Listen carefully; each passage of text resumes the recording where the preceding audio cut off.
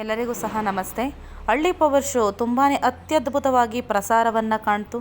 ಅದರಲ್ಲಿ ಅತಿ ಹೆಚ್ಚಾಗಿ ಹೆಸರನ್ನು ಮಾಡಿದಂಥವರು ಮೊದಲಿಗೆ ತೇಜು ಅವರು ತುಂಬಾ ಹೆಸರು ಮಾಡಿದರು. ಅವರು ಬಂದ ನಂತರದಲ್ಲಿ ನನ್ನ ಎಲ್ಲ ಫ್ಯಾನ್ಸ್ಗಳು ಸಹ ರಶ್ಮಿಗೆ ಸಪೋರ್ಟ್ ಮಾಡ್ತಾರೆ ಅನ್ನುವಂತಹ ದೃಷ್ಟಿಯಿಂದ ಅವರು ಹೇಳ್ತಾರೆ ರಶ್ಮಿ ನೀನೇ ಗೆಲ್ಲಬೇಕು ಅಂತ ಹೇಳಿ.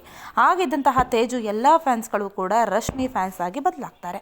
ಅದರ ಅಲ್ಲದೇ ರಶ್ಮಿಗೂ ಸಹ ತನ್ನದೇ ಆದಂತಹ ಮೊದಲಿಂದನೂ ಸಹ ದೊಡ್ಡ ಅಭಿಮಾನಿ ಬಳಗವೇ ಇತ್ತು.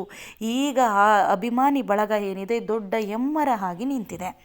ಈಗ ರಶ್ಮಿ ಅವರು ಫಿನಾಲೆ ಹಂತವನ್ನು ತಲುಪಿ ಟಾಪ್ 5 ಕಂಟೆಸ್ಟೆಂಟ್ ಆಗಿ ಆಯ್ಕೆಯನ್ನು ಆಗಿದ್ದಾರೆ.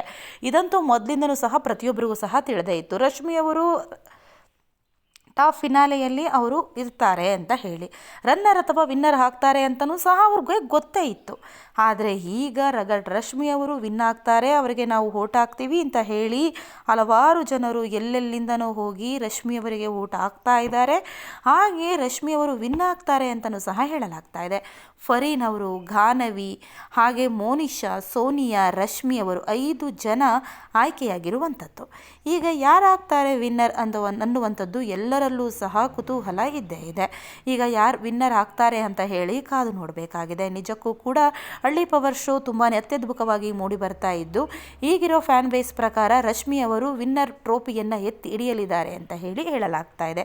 ವಿಡಿಯೋ ಏನಾದರೂ ನಿಮ್ಗೆ ಇಷ್ಟ ಆದರೆ ಕೂಡಲೇ ವಿಡಿಯೋವನ್ನು ಲೈಕ್ ಮಾಡಿ, ಹಾಗೆ ನಮ್ಮ ಚಾನಲನ್ನು ಸಬ್ಸ್ಕ್ರೈಬ್ ಮಾಡ್ಕೊಳ್ಳಿ. ಹಳ್ಳಿ ಪವರ್ನ ಪ್ರತಿಯೊಂದು ಇಂಟ್ರಕ್ಷನ್ ಆಗಿರ್ಬೋದು, ಯಾವುದೇ ಒಂದು ವಿಚಾರಗಳು ಬಹುಬೇಗ ಬರುತ್ತೆ.